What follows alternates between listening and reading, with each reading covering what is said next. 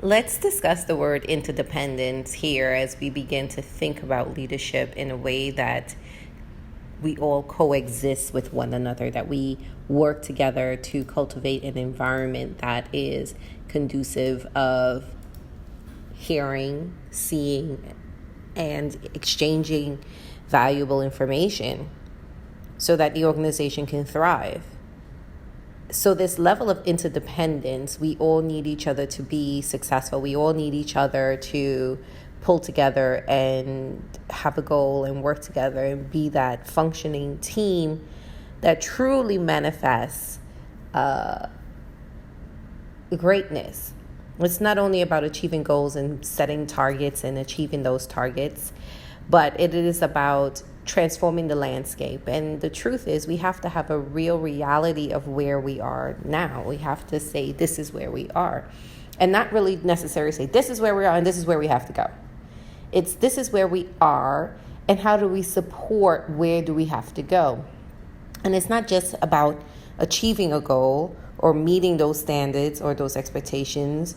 It is about finding out the ways within the people, the structuring of the individuals within your organization, how to pull together each person to bring about a change that is long-term. That's not just only about meeting goals, because yes, we can rally together, pull together, go from 63% to 80% through various methods. Organizations at 63%, we need efficiency to be at 93%. How do we get the organization to do this? Then we crack down, we change speeds and mechanisms. We just focus solely on the outcome.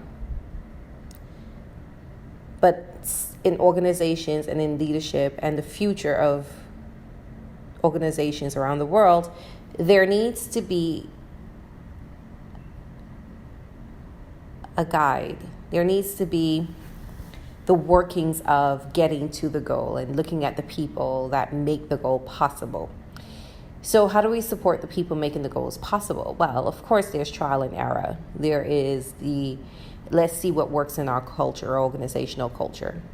There's so many different types of organizational cultures around the world. There are blended teams, there are diverse teams, there's heterogenic teams, there's homogeneous teams. There's so many different types of teams around the world that we can't really say that this is a one style mechanism. The teams around the world are having different levels of power distance and all these various structures of hierarchies or these flat structures, different types of structures. So how can we get each other to sort of work collaboratively to reach a goal that sort of pulls together the organization in a positive way? Now, the key is to have the organization focus solely on supporting the people. Supporting the people, creating opportunities for the people to report back, and then filtering a cycle of change, filtering a cycle of importance, filtering a cycle of input, and filtering a cycle that brings about the goal. So yes, it's about reaching the goal and meeting the goals and meeting the targets. And we have to meet the targets in order to secure the contract, renew the contract, et cetera, et cetera, et cetera. There are so many reasons why meeting the goal, achieving the goal, reaching the goal, surpassing the goal, all those things are extremely important. However, if we don't get the foundation right, if we don't get the building right, so what if the goal takes longer? I think, yes, technology has made it possible for us to shorten the time, or are we shortening the time of reaching and maintaining goals? And we think about being in a global marketplace, and we think about comparison to other countries, and no one wants to coexist or exist in the state that they're in. The truth is, you are here. This is where you are. You are in this space. You're in this playing field at the moment. Now, yes, the goal is to move from this space to another space, usually a space that's higher, never really a place that's lower. Companies are not out there striving to fail. So yes, everyone is on this trajectory to go further, go higher, go faster, go bigger. Okay, so we want to get bigger, grander, better, but we're forgetting the little things. And if you lose the little things along the way, you lose the conversation along the way, you lose the compassion along the way, you lose the value system along the way, then really does it benefit the fact of meeting and exceeding and achieving the numbers? And by all means, we know the phrase. If you don't know the phrase, it's all about the numbers. Numbers speak more than words. The facts are in the numbers. So we hear the numbers, but then do you reach the numbers and forget the organization? Do you leave the organization behind in a culture that is not kind? As a leader, you take a hard stance. You make a decision. You make an ethical decision. You, as the leader, you're brought in to make this decision. And the decision that you are making is to reach the goal. But how are you going to do it? How fast are you willing to do it? And why does it have to measure up to the timeline that is expected? And while there are so many factors and so many pressures and so many things, there has to be leaders willing to say, this is where we are. This is realistically where we are. And in order to get my team and my people to the place that they need to be, we need to have systems that support the growth and the change. There can be growth and change, but what systems and mechanisms are in place to support the change so that sustainability can be achieved over a long period of time? So it's not just meeting the goal, reaching the goal, achieving the goal. It is about, in the long term, can we do this repeatedly over and over and over again? And if the answer to that question is no, then you're doing it wrong. If the answer to this question is yes, then you're definitely on the right path. You are succeeding and making things happen, and you're in a mature state of your organization. That there are supportive systems in place that cultivates growth, so that when we achieve and exceed and meet the goal, that it all doesn't just come crashing down. There has to be a supportive system, a network that balances the success achievement of the goal. So it's not that the company goes from 63% to 93%. It is that there is a transformation that occurs, and how did that transformation get measured? And what are the systems in place that encourages and fosters this transformation? Is this transformation ethical?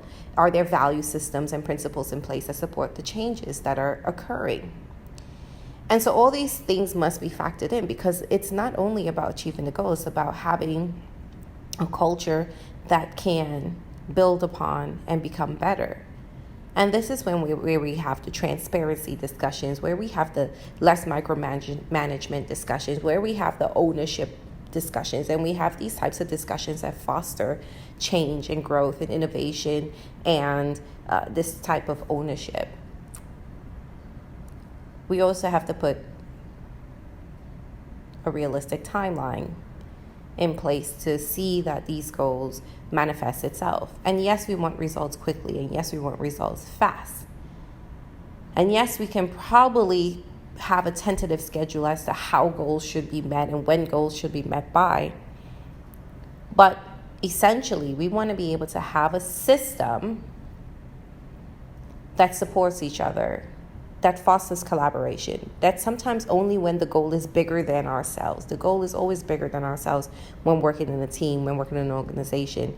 There are certain things that support teams and organizations. We have to create that opportunity, that culture of family, that culture of synergy, that culture of ownership. That culture doesn't exist on its own. It's not an independent culture that forms amongst itself. The divide between managers and non-managers, for instance, is a real divide. What's the point of having everyone in the culture, in the company, knowing something that management doesn't know? What's the point of having this divide or this gap in the system? Creating a culture that's going to foster collaborative behaviors is by having the shared goal. And how do you really fully put that shared goal? Well, we have to have support mechanisms in place that treats everyone as an individual, that gives them the opportunity to own up in their own profession and in their own targets and self-growth, by fostering change through supportive measures, professional development opportunities, and different types of opportunities that helps an individual grow within their company. Creating collaborative education has so many trials and errors within an organization, within a structure. There's so many different teams now that are going global and having so many different types of mixtures of individuals working within that team. And it makes for a challenging environment. It makes for an environment that, a leader themselves, one individual who mans an organization or who controls the flow of how things should be within an organization, the hierarchy of change within an organization, they're not the only sole responsible individual. And as I move through the world and as I go from organization to see the different types of structures that exist, you have leaders that are not willing to take ownership of everyone, that is different within their organization. So you have leaders who say, I'm the leader of this ship, I'm the leader of this boat, the captain of the ship, but I am not taking ownership for everyone that's on board. That, we don't speak the same language, for instance. And so those who speak a different language should be manned by someone else. Although, yes, over the umbrella of things, I am the head of everything. There is so many different things, cultural aspects, language barriers, so many barriers to collaborative leadership. But the truth is, we all have to create opportunities, find the good to inspire employees, find the support systems that's going to foster change within an organization so that individuals meet the set goal. And yes, it is about creating change. It's about monitoring the progress of achieving the goal. There is some sort of assessment that is required for achievement to measure achievements. However, if we only find the bad and we don't determine what is in the system to support the growth, understand how the structure is made to support the goal, then in the end, it's only about meeting the goal. And as leaders, we have to take with us the abilities to see further ahead and understand what structures we're playing within, where we are, and really try to figure out opportunities to build upon, to create a system, a looping system that fosters growth and change despite the adversities, despite the differences within teams, despite all the challenges that teams are faced with nowadays in a global society. But we have to rise above this through collaboration and true collaboration. And how is this formed? Through discussions, through constant trial and error, through active participation, through support, through award systems, through incentives, through various types of ways to engage with the employees within the organization that creates a culture of wanting to be there, building the desire to be a part of the organization. And the same way organizations and marketing campaigns go out to market to their customers about building this desire and awareness and interest, and then helping the customer call to action, our employees, our subordinates, our team members, they're all part of this system of needing to be convinced on a daily basis, not just for the advertising world, but to stay within a functioning job, within a functioning role, to carry out the duties for a bigger cause. Organizations exist today truly because people want to be a part of an organization. They wanted to be there at some point. And I think the change can happen when the support system sort of derails and fails them.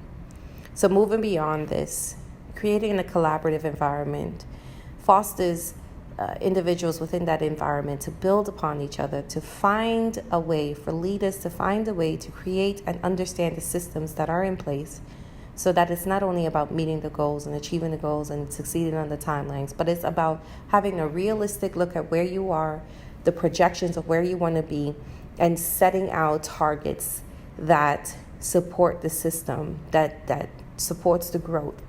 And yes, there may be growth, but really, truthfully, all leaders must go back and see the systems that's in place to build upon future growth. And without that, truly, organizations are not sustainable.